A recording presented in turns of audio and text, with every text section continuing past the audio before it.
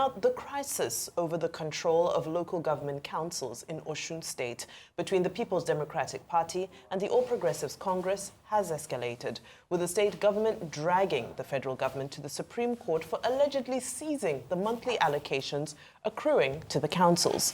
According to reports, Osun State local government allocations for February, March and April 2025 are reportedly withheld, while that of May is yet to be determined. The state government approached the Supreme Court for an order directing the federal government to release the seized funds and for further orders restraining it from further withholding, suspending and seizing fund allocations to the local government councils in the state.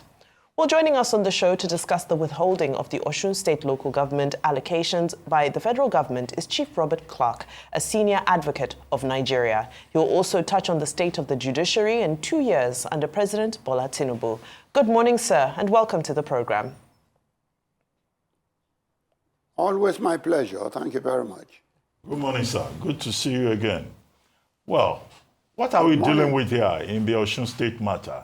Is it irony, considering the fact that President Tinubu had to fight the Obasanjo administration over this similar issue of withholding of local government funds? And secondly, do you think that this is all politics, apart from irony?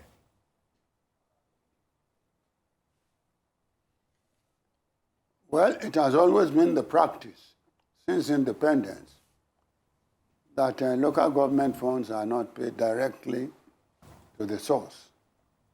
One would have thought by 1999 that people are still touting the 1999 Constitution as the Constitution of the people.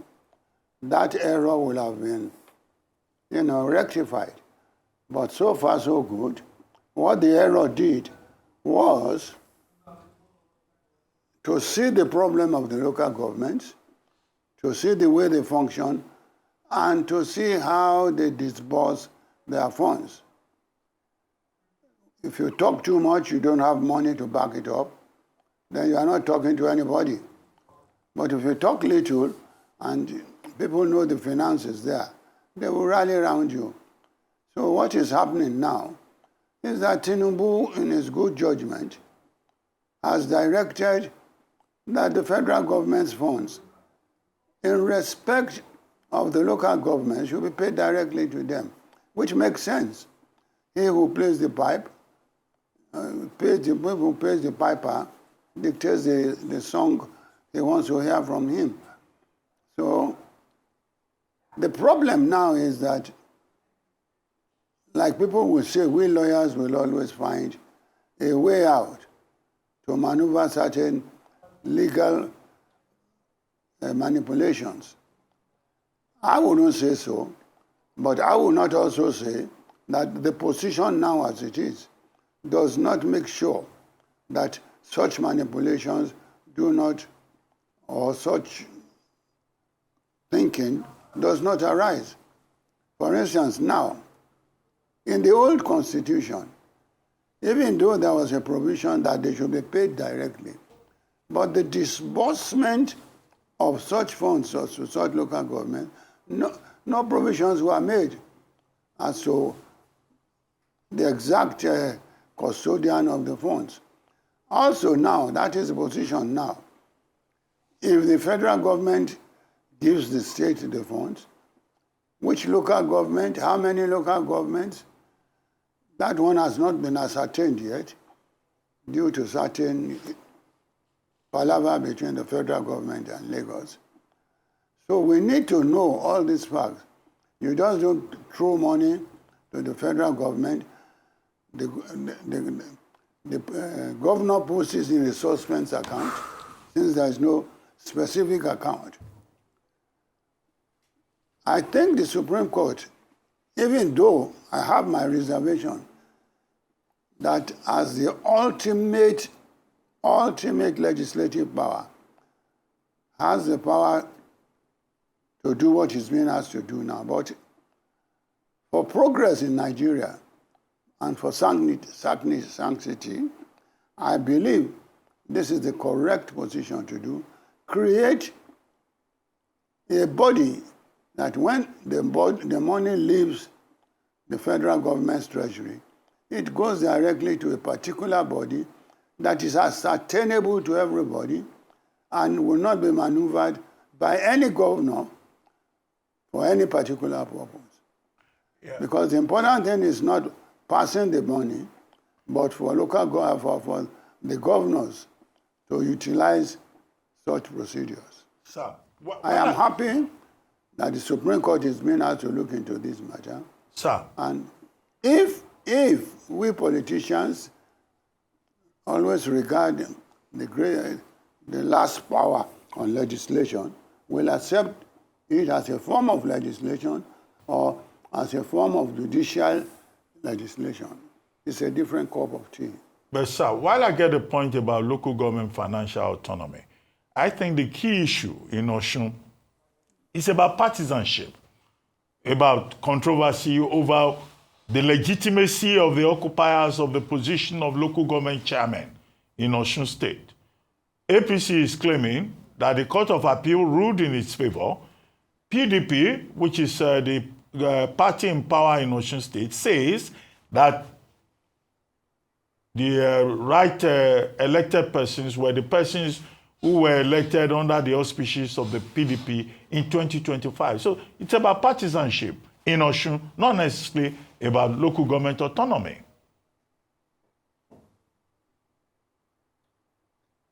The partisanship within the states is immaterial at this moment.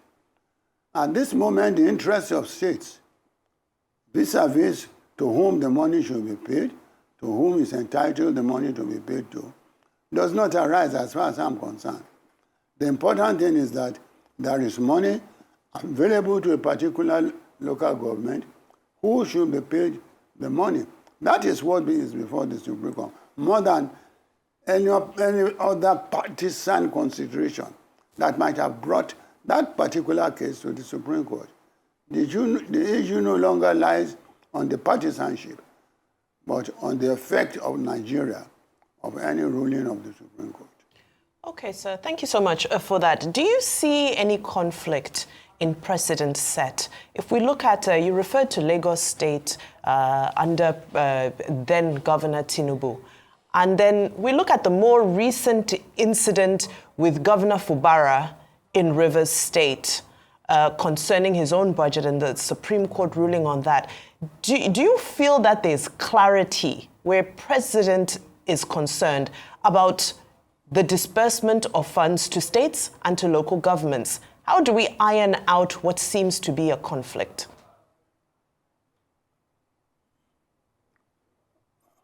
Firstly, I think one step before the other.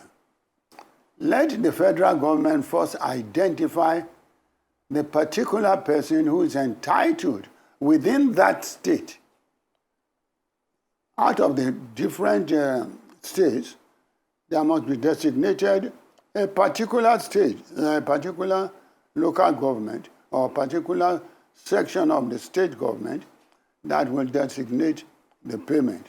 If that is done, then one can go into all this nitty-gritty that you are talking about.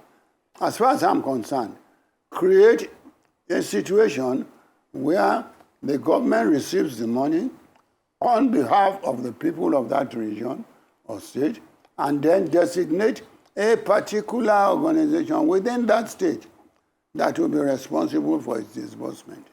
That is what is before the Supreme Court. Okay, sir. I want you to also juxtapose what is happening in the context of the Supreme Court ruling on financial autonomy for the local government, and a year after it's not been implemented. Why is it that we can easily kick the local governments down the road when they are supposed to be an also independent arm of government? And now we've made them subservient. Look, there's a court case, a federal Supreme Court case, a Supreme Court case that talks about local government financial autonomy. Till date, it's not been fully implemented because there's politics being played between the federal and the states, but the local government suffers. Also, when you juxtapose that in Osun, the local government suffers. why is it that it's always easy to use the local government as a pawn in this game politicians play? The Yorubas have a proverb. They ask a man who is carrying a load, "Now, why is this your load wobbling?"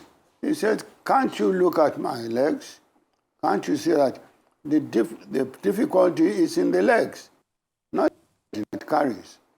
Now, the problem on local government, as you rightly pointed out, is a political, highly political, because as we all know, all governors make a lot of money from local funds. Now, to yield what they are holding on now, without definitive legal backing, will be very difficult. Any slight flaw that can be observed by any politician in the disbursement of this money will be taken up on.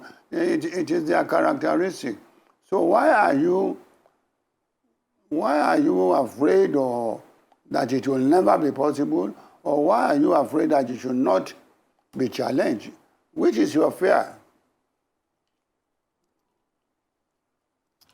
Is your fear because somebody is challenging?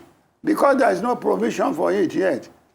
Then let him go and challenge so that a specific provision will be made in the original declaration of the Supreme Court. And I think that's what they are doing now. Chief Robert Clarke, Senior Advocate of Nigeria. So we thank you so much for your time today. Thank you for the wisdom that you've brought to this topic.